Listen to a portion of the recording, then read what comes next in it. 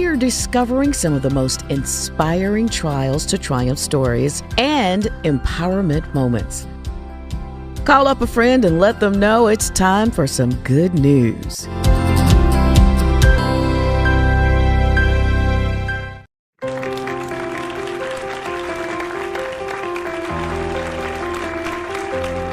Hello and welcome to Good News. I'm Twanda Black, your host. We talk with folks from all walks of life about different things, and it's their good news. So ultimately, it is our good news, right? Because if they're not doing well, we're not doing well.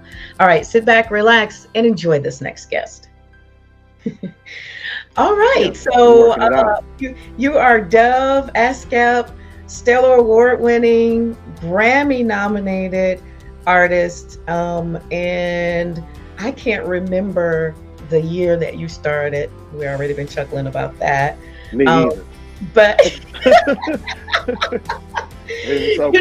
It's great. You started a long time before you actually hit the charts, right? Yeah, I suppose so. I remember All I Need, which ended up breaking a record on Billboard, was out about 2 or 3 years. Yeah. Before it kind of caught, and I knew people liked the song. Wow. So there was this gap between when I started and when I knew we were actually doing something of value for the people. I remember that song. Now, was that the first one? Well, what I was known for at the time was having several songs on the chart at the same time. Apparently that wasn't common. So we had All I Need, Already Here, and Just Love. There you go. Just Love was the title track of that record. And so they were all on the chart at the same time. And so that was my introduction to the business.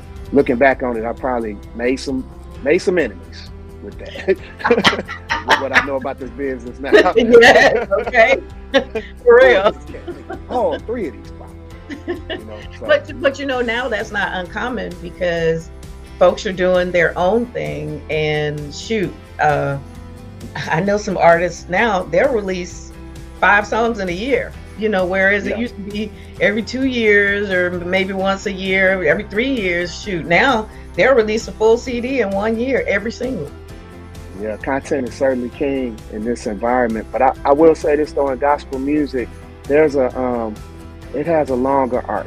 Yes. A lot of times. Yes. And one of the reasons is that people come to the faith at different times. And so they'll come to the faith and hear a song and it's brand new to them. Right. But it's become canon for a lot of people that are already in the faith. So that's one benefit of gospel music. So right. You're so right. I tell my artists, my audience all the time, I say, y'all think that song is new, but that song been out since, 5 years ago or 3 years ago. And they're like, but I just heard it, I say, it depends when you started listening to gospel music. But like you said, when did you come to the faith? Just interesting pieces of gospel. It really is. Yep. And so a song can be on the charts for years. Yes. And which is amazing. Yeah. I'm grateful for it, for sure. Yeah. Talk about your beginnings. Well, I was raised in a community church in the west side of Chicago, right outside of Chicago. It was a working class neighborhood. My introduction to the church and black music was my male chorus. They wanted to mentor some young boys in the choir, and we sat around, and it was more talking than singing, to be honest. And that's what I learned, that one of the paramount things of gathering is that we get an opportunity to encourage one another so we can make it through. Being working class and black in Chicago at that time was not an easy thing. Really, it's not anymore. It's not any more easy now. Not good English, Miss Black. But let's keep it moving. Grace for that. That's how I started. I started with that type of intention and just kept going and singing. I wasn't really thinking about industry. I didn't know that there was a gospel music industry or anything like that. Wow.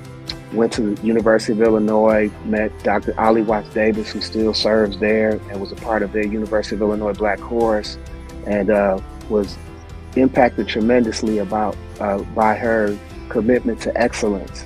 And she reminded me today how every round goes higher and higher. And higher is connected to your ability to to navigate and handle the tests and trials that come to your life, to see them as blessings and not just something that you run from, but you manage to get to the next level. And so that was one of the things I learned from her. And then we just kept going. And I encountered a church that gave me an opportunity to start writing songs for their service, which connected me with Beyonce's father, Matthew Knowles, who gave me my first record deal. And the songs that we mentioned earlier, the All I Need, the Already Here, Just Love, were from that first record. Wow, wow, wow. What did you do during your time of COVID? How did that bring good or bad for you? What was it like during COVID for you? Well, not that we're not out of COVID, because we're still in COVID, actually, but you know, yeah. I want to talk about some of the blessings I saw. My son found out that he got accepted at USC while we were dealing with COVID, and that was an amazing blessing. Gave me chills just thinking about it. Yeah. I worked on a record called Still. One of the songs on that record, actually, called Waiting, was really kind of speaks to what I learned through COVID, and that was that there's some blessings that I was waiting on that were already there. They had not been fully realized because I didn't really plant them. They were seeds, and I needed to plant them and then be patient enough to wait for the harvest. So that was one of the things I learned through COVID. We also watched George Floyd get murdered during COVID. Yeah. So one of the things I learned during COVID was that as I listened to people who carried the same label as Christian as me, I realized that they did not mean it the same way that I meant it. And so dealing with that reality was one of the things that I learned in COVID. And there's grace for it. We're going to keep on moving and understand it better by and by. But those are a few of the things that I encountered during COVID. Wow, wow. Who are your musical influences? Donny Hathaway, off the top. Yeah. I feel like we talked one time about this, how I had a crush on a girl in college who told me she liked Donny Hathaway. And I had never heard of Donny Hathaway as a church boy, but I found out who he was. Yes. And fell in love at the first note, and am grateful for that. Certainly Marvin Winans, his voice, man, is just amazing to me. It is. Having the opportunity to work with Fred Hammond, and we were part of United Tenors together, and have the favor to be a part of that certainly was influential. And you know, one of the things I've learned just talking to those guys in particular is the thing that will keep you is if you don't give up. You got to just keep going, and you can't let circumstances trick you into thinking that this is it, it's over, that I don't have anything left to contribute, I don't have anything left to value. You got to kind of roll with the punches. Yeah. And the successful people, the heroes, are the people that just kept going. They're not necessarily the most dynamic, the most talented, the most whatever you could think of. But the ones who didn't give up. Exceptional in their faith. They kept being faithful. It's so true. It's so, so true. So when you talk about musical influences, has it changed for you in this new environment of music? Say that one more time for me. Like who influences you now today? I know the old influences. Oh, that's a good question. Yeah. That's a good question. I bet some of them guys would take umbrage at you calling them old influences too. We won't dwell there. No. That's a good question. I enjoy Molly music. I enjoy just the assurance that he brings to the stage. He's so creative. He's bringing something artistic, and it is what it is. Yes.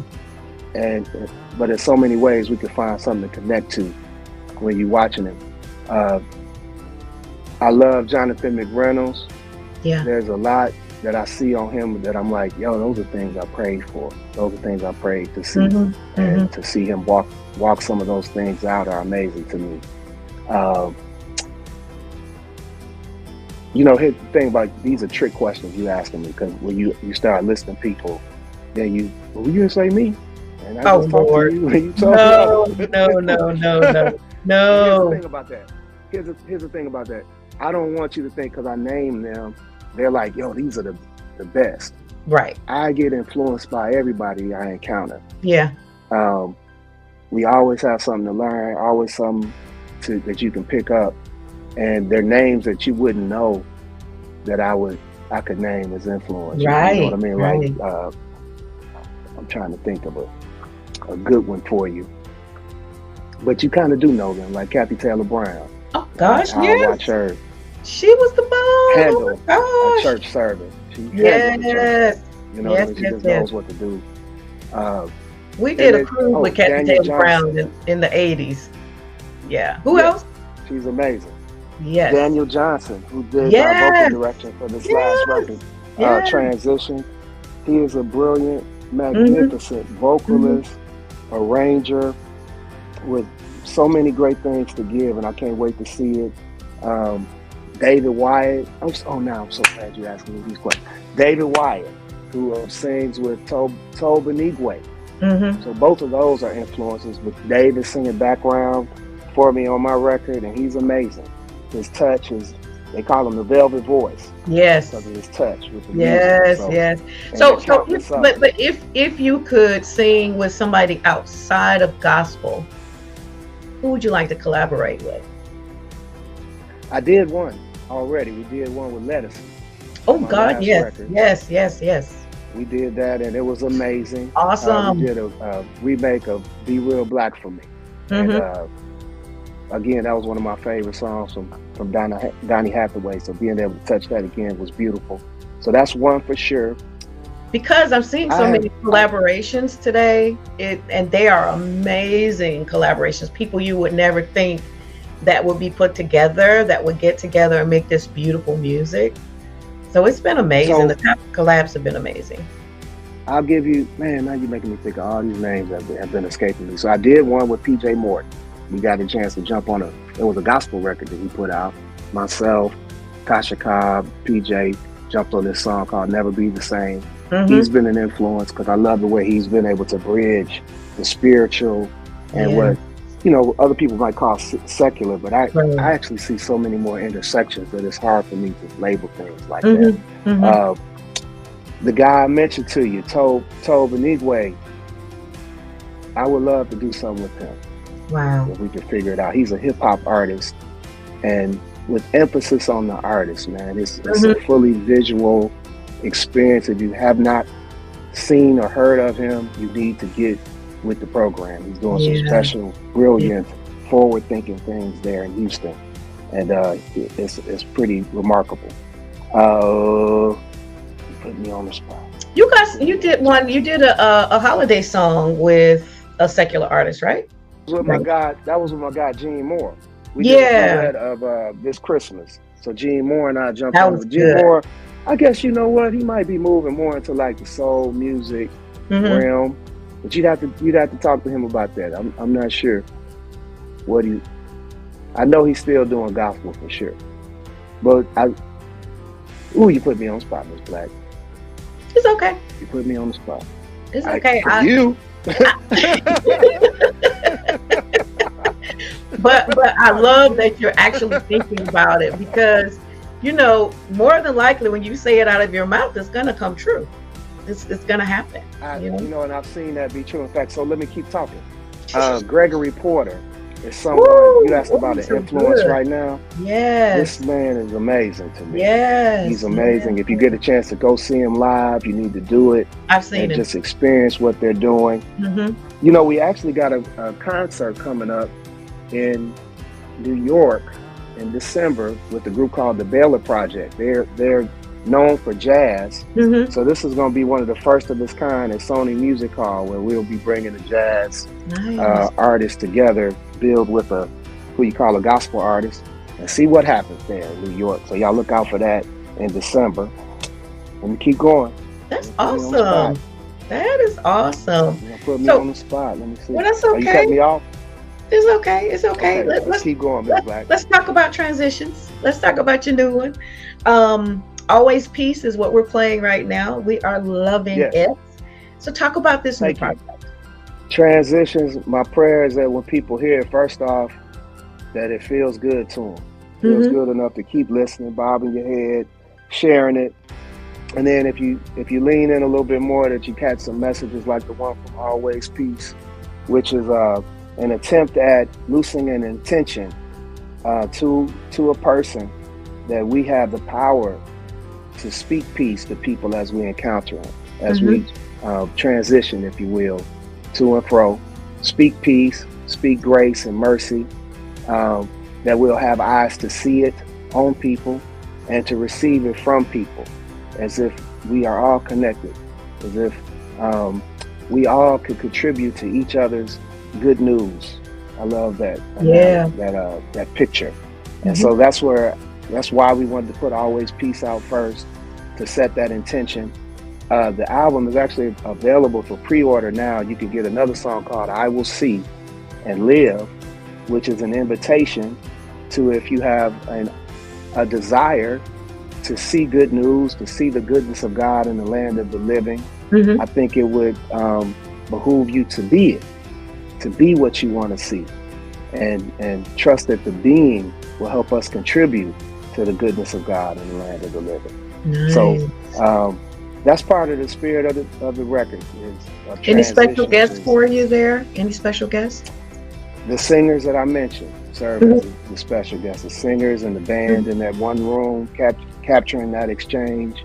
They are the special guests. My listeners. Once y'all get this record, now you a special guest. Okay. Those are the special guests. You know, one of my favorite songs is "You Make Me Rich." That song makes me groove. Thank you. I like that song. Thank you. I don't know if we didn't get enough airplay on it, but it's one of my favorite songs, and I'm still playing that song. I sure appreciate it. Thank you for letting it play, because I think it's a great message around how God's grace affords us the opportunity to keep going. It's how you pay for the next step. And sometimes we get stuck because we don't think we can afford what it will take to move forward. And that song is speaking to the fact that there's grace, and more than enough grace to do so. Yeah, I love that song. It's like one of my favorite BRIAN Courtney Wilson songs. So are you going to be touring now with Transitions as it's releasing, or are you going to wait for next year to tour? Well, the date I mentioned before in December will be one of those first dates. Okay. And we are going to be ramping up with a several city tour that we will be announcing at the top of the year. So thank you for asking about that. The Transitions Tour. You heard it here first. Yes. The Transitions Tour. So tell everybody where they can find you, where they can get more information on the upcoming tour, the new project, the pre-order, everything. Right now, you can find me on the Twanda Black Show. Spreading good news. But you also can find me on Instagram at BRIAN COURTNEY WILSON, on Facebook at BRIAN COURTNEY WILSON. The Twitter is BCourtney Wilson, and our website is BRIANCourtneyWilson.com. You got it. We're excited. I'm always excited to hear new music from you, because we love your voice. Thank you so much for joining us. God bless you.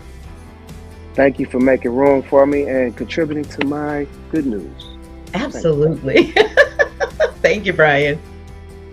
Oh, I love that guy. Look, if you want to be a guest on the show, you can email me at twandablack@thepgnetwork.org or goodnews@thepgnetwork.org. Watch the show via PGN TV on all your digital streaming apps, or visit pgntv.org. We'll see you next time with some more good news. God bless you.